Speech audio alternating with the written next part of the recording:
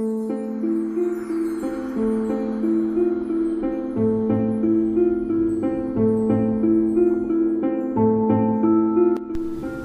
Most Dangerous Game by Richard Connell.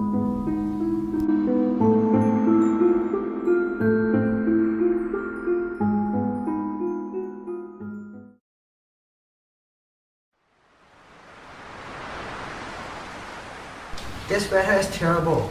Rainsford said. The fog is so thick I can't see my hands in front of me. Don't worry, Windy said. we should have good hunting weather when we get to port. When hunting, I forget about the weather. It's a great sport for the hunter, but not for the animal. Who cares about how the animal feels? Rainsford laughed. I'm sure that they feel one thing. His friend answered.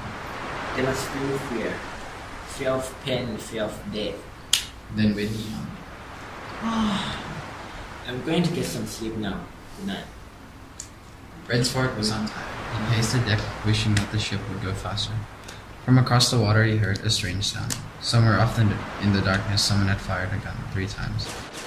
He went to the rail and leaned over. At the same moment the boat turned. Rainsford lost his balance and fell into the water. The ship was speeding out of sight. Nobody knew what had happened to Rainsford. He began to swim in the direction where the shots had come from. Maybe there was an island out there. Where there were guns, there were men. Where there were men, there would be food and shelter. It was a good guess. 10 minutes later, Rainsford pulled himself over some sharp rocks and onto the shore. He fell asleep. He woke up early the next morning and began to explore the island. Not far away, he found an empty rifle shell. There were signs that a large animal had been wounded there. Some leaves nearby were stained red. There were tracks of hunting boots. Rainsford followed them and came to a huge, gloomy mansion. He could hardly believe his good luck. The door was opened by the biggest man he had ever seen. In his hand, the man held a long revolver. It was pointing at Rainsford hard. I'm not a robber. Rainsford said. I fell off a ship. My name is Sam Rainsford. I'm from New York City. The look in the man's eyes did not change. He gave no sign he understood what Rainsford said. His only answer was to raise the gun an inch. Then he turned and saluted a man coming toward them. It is great pleasure to honor and welcome Mr. Sam Rainsford, the famous hunter, to my home. My name is General Saroff. This is my island. He turned to a servant and said, Ivan, put away your gun. Come, Mr. Rainsford. We can talk later. Right now, you need food and rest. The dinner that night was the best that Rainsford has ever tasted. The general showed him every hospitality. First, perhaps He said, you were surprised that I recognized your name. You see, I read all I can about hunting. I have only one interest in life, and this is the hunt. Is there a game on this island? Yes, said the general. the most dangerous game. Really? Asked Rainsford. What's that? Tigers? No, Replied the general. for me, there's no thrill left in hunting tigers. I live for real danger. I have hunted every kind of game in every land. It would be impossible to count how many wild animals I have killed. But hunting has become too easy for me. I always got what I went after. Always. It became boring until I began to hunt the most dangerous game.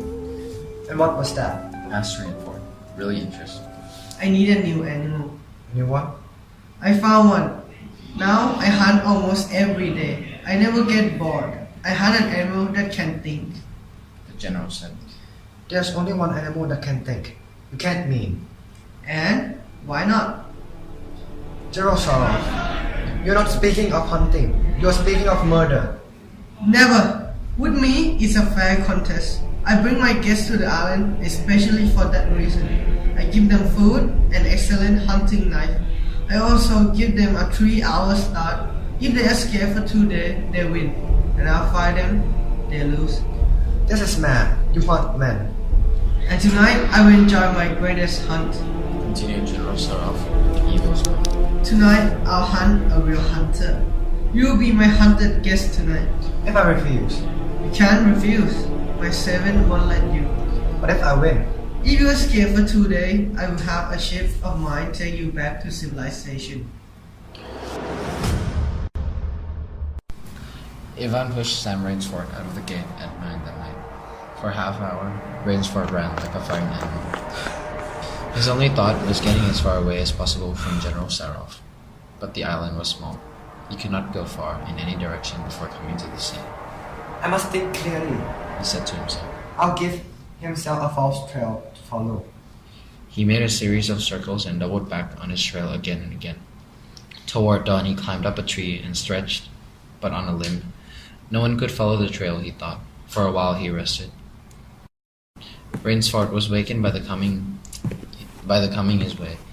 It was General Zaroff. He was carefully looking at the ground. He shook his head many times, noticing every leaf and twig that was out of place. Rainsford held his breath. The general's eyes left the ground and traveled inch by inch up the tree.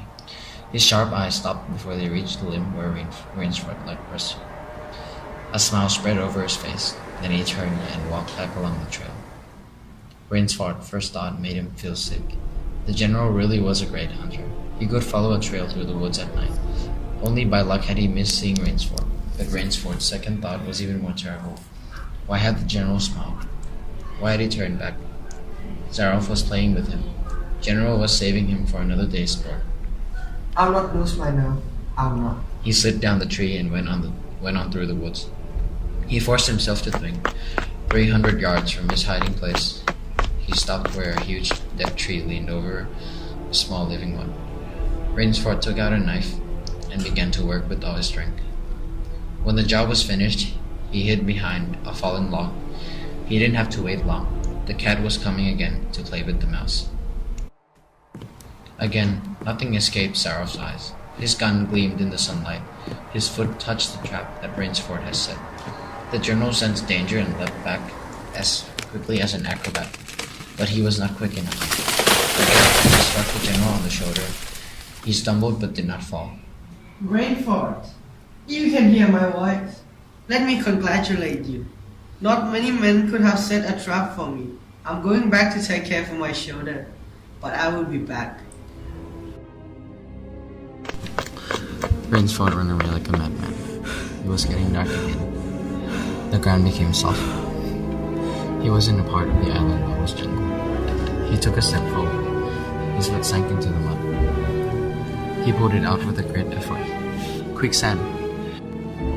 He had another idea. He stepped back from the quicksand and began to dig.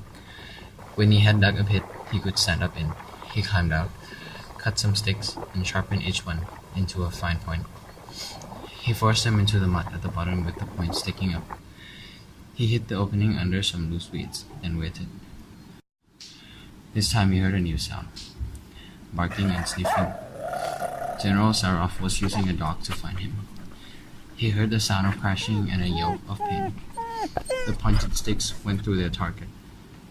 Then he heard a voice. You have done well, Rainford. Your trap have killed one of my best dogs. I'm going home to rest now, but I will be back this afternoon. Let's see what can you do against a whole pack of my dogs. Rainsford was desperate. He was out of new ideas. Late that afternoon, as he was running along the cliff above the sea, he heard the barking of the hounds. He waited until he could see them. 40 feet below, he could also see the ocean waves crashing against the sharp rocks. There was only one chance. Anything was better than facing the general's dogs. He turned and leaped far out into the water.